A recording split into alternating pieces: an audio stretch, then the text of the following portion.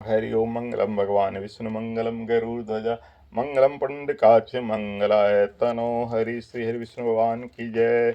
ओम ब्रज राजकुमार वल्लभा कुल स्मंत वनि प्रसिद्ध में परिवार गणस्तथा पद्मिनेन्द्र वंदे नवघम श्यामं पित्कौसेवासम सानंदम सुंदरम शुद्धम श्री कृष्णम प्रकृते परमं विश्वानं जय विद्महे कृष्ण प्रियं तन्नो राधा प्रचोदयात् देवकी नंदन विद्महे वासुदेवं तन्नो कृष्ण जय राधा माधव राधा कृष्ण नम श्री विभूषित करानवनि दावत सीताम्बराधरुणिं फलाब्धदृष्टापूर्णं सुंदर मुखाद विन्नेत्राप्त कृष्णात् परं किमपि तत्त्वहं न जाने। श्री कृष्ण जय श्री कृष्ण गोविंद हरि मुरारे हे नाथ नारायण वासुदेव गोविंद जय जय गोपाल जय जय राधा रमन हरि गोविंद जय जय हरे राम राम राम हरे हरे कृष्ण कृष्ण हरे श्री राम जय जय राम। आइए आज का एकादशी कामिका अथवा पवित्र एकादशी के नाम से जाना जाता है। श्रावण मास की कृष्ण पक्ष की एकादशी पवित्रता एकादशी अथवा कामिका यानी कामदा एकादशी कहलाती है। इस दिन भगवान श्रीधर की पूजा की जाती है। इस व्रत के करने से सभी कामनाओं की पूर्ति होती है। इसी से इसे कामिका एकादशी कहा गया है। इसके करने से ब्रह्महत्या तक का दोष निवारण हो जाता है। वास्तव में यह बहुत पवित्र और पुण्यदायी व्रत है जो हर प्रकार के पापों से मुक्ति दिलाने में समर्थ है। यम यम चिंतते नित्यम तम तम प्राप्त नौति निश्चितम, जो कहा गया भक्त जो जो चिंतन करता है भगवान उससे निश्चित प्राप्त कराते हैं। वह कामिका एकादशी व्रत से हर मनुष्य की कामनाएं पूर्ण होती है। तो आइए सुनिए कामिका एकादशी व्रत की कथा। इसे अधिक अधिक लोगों तक शेयर कीजिए। चैनल में नए हों तो सब्सक्राइब कीजिए और इस कथा को ध्यान से भगवान विष्णु का ध्यान करते हुए श्रवण कीजिए। पहले विष्णु भगवान का ध्यान करें। ओम शांताकारं भुजंगशयनं पद्मनाभं सुरेशं विश्वाधारं गगनसदृशं मेघवर्णं शुभांगं लक्ष्मीकान्तं कमलनयनं योगिविद्यानगम्यं वन्दे विष्णुभवैरं सर्वलोकैकनाथं। धर्मराज युधिष्ठिर ने कहा, हे माधव, आषाढ़ शुक्ला देवशयनी एकादशी तथा चातुर्मास व्रत महात्म मैंने भली प्रकार सुना और समझा। अब कृपा करके श्रावण मास के कृष्ण पक्ष की एकादशी के बारे में बतलाइए। श्री कृष्ण भगवान कहने लगे कि हे युधिष्ठिर, इस एकादशी की कथा को एक समय ब्रह्मा जी ने नारद जी से कहा था, वही मैं तुमसे कहता हूँ। नारद जी ने ब्रह्मा जी से पूछा कि मैं, हे पितामह, श्रावण मास के कृष्ण पक्ष की एकादशी का क्या नाम है, क्या विधि है और उसका महात्म क्या है, यह जानने की मेरी बड़ी इच्छा है।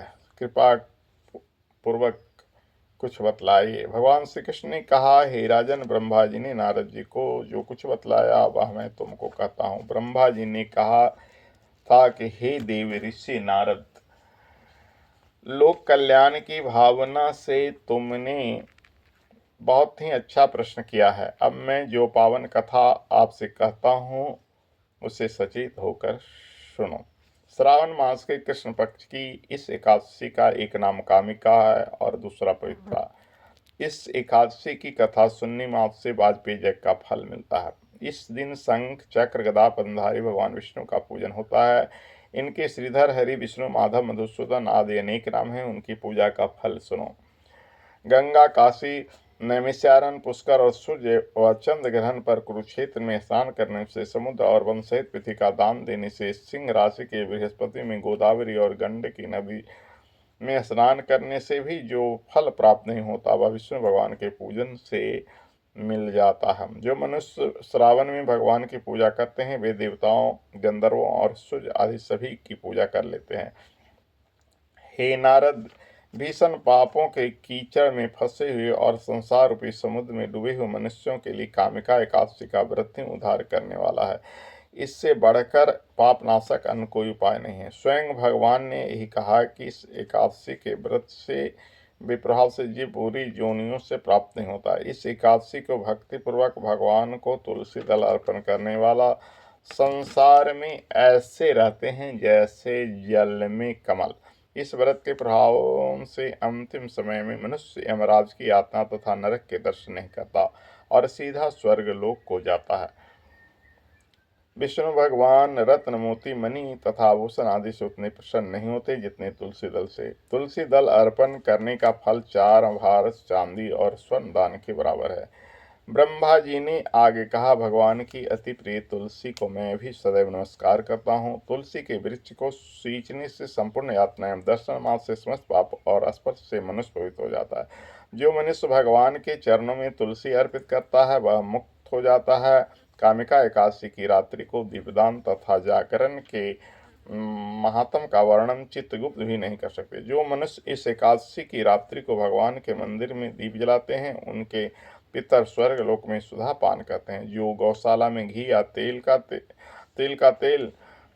के दीपक जलाते हैं वे 100 करोड़ों